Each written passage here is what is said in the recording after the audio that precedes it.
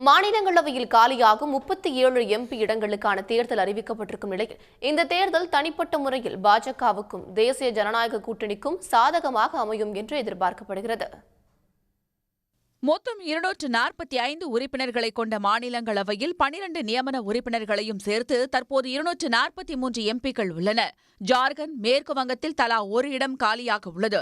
243 எம்பிக்களில் பாஜக தலைமையிலான தேசிய ஜனநாயக கூட்டணிக்கு 133 எம்பிக்கள் இருக்கின்றனர்.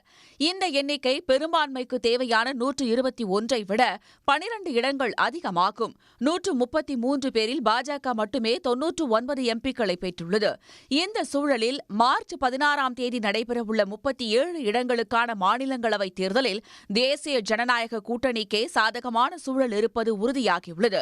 ஓய்வு பெறும் 37 பேரில் 19 பேர் இந்தியா கூட்டணியைச் சேர்ந்தவர்கள்.